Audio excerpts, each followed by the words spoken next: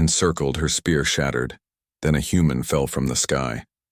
Mind if I join the fight?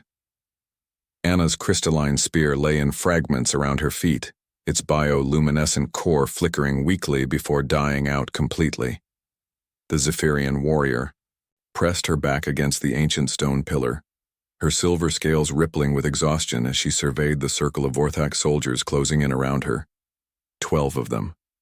Their chitinous armor gleamed black under the twin moons of Kepler 442b, and their compound eyes reflected the starlight like malevolent jewels. Each carried a plasma rifle, and each rifle was trained directly on her heart. "Surrender, Scaleskin," hissed their commander, his mandibles clicking with amusement. "Your pathetic rebellion ends here. The mining colonies will fall, and your people will serve the Dominion as they were meant to."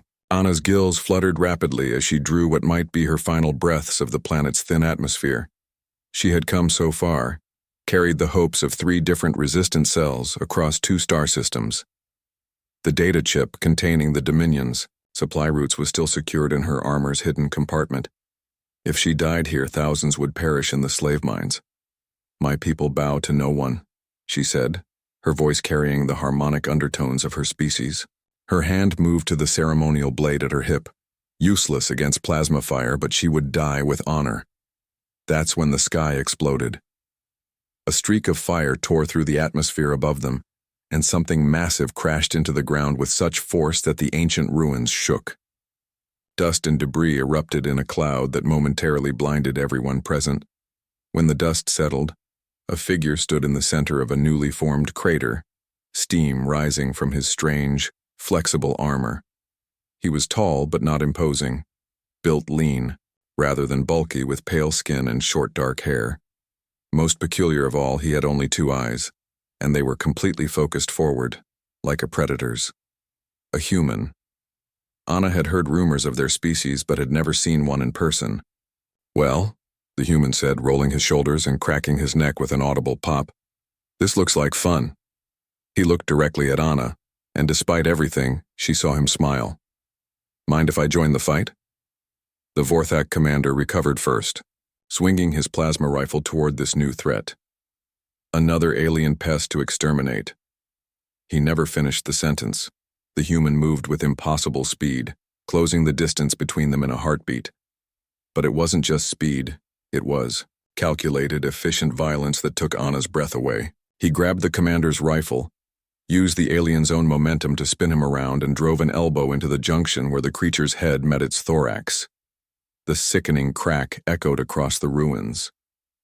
"Verk," the human said, introducing himself as he relieved the now dead commander of his weapon.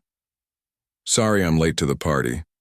The remaining 11 Vorthak opened fire simultaneously, plasma bolts searing the air where Verk had been standing. But he was already moving, diving, and rolling with an almost liquid grace that seemed to defy the laws of physics. His new plasma rifle spat coherent energy, and 2 more Vorthak fell before they could adjust their aim. Anna watched in amazement as Verk used the terrain to his advantage, turning the ancient stone pillars and fallen architecture into cover and weapons.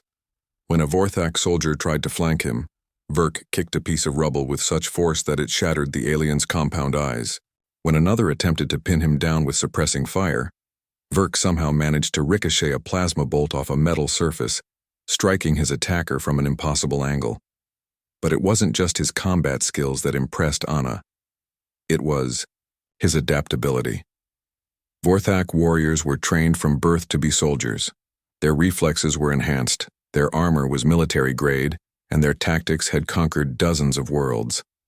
Yet this single human was systematically dismantling them, using nothing but improvisation and what appeared to be pure, stubborn determination. "Hey, Scale Lady," Verk called out as he snapped the neck of another attacker. "You planning to stand there all day, or are we doing this together?" Anna felt something ignite in her chest. Not fear, but excitement. She drew her ceremonial blade and charged. What followed was unlike any battle she had ever experienced. Where Zephyrian combat was elegant and flowing, Verk fought with brutal efficiency. Where her species relied on grace and precision, he used overwhelming aggression and unpredictability. Yet somehow they moved together as if they had trained as partners for years. When a Vorthak tried to flank Anna, Verk was there with a plasma bolt to its head. When two soldiers attempted to pin Verk down, Anna's blade found the weak points in their armor with surgical precision. They covered each other's weaknesses and amplified each other's strengths, creating a deadly symphony of destruction. The last Vorthak soldier fell as the first rays of dawn broke over the ruins. "Well," Verk said, surveying the battlefield with satisfaction, "that was therapeutic." He looked at Anna with genuine curiosity. "So what's the story here? Rebellion? Rescue mission? Or did you just really hate these guys?"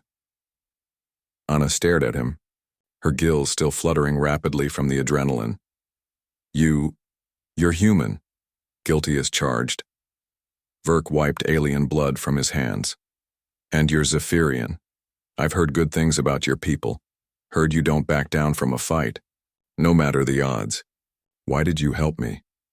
Verk's expression grew serious. "Because sometimes the right thing to do is also the fun thing to do. Besides," he grinned again, "I've been tracking these Dominion bastards across half the galaxy. Figured it was time to introduce them to human hospitality." Anna felt something shift in her understanding of the universe. She had always known that Zephyrians were warriors, but she had assumed they were alone in their refusal to submit.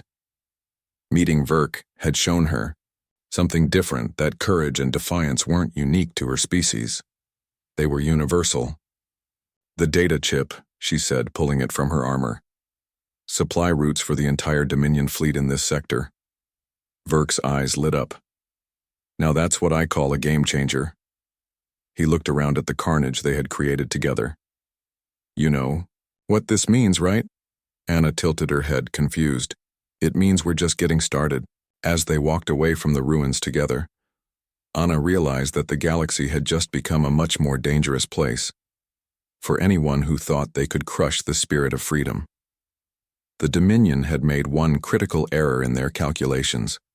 They had underestimated what happened when someone refused to give up, and they had never met a human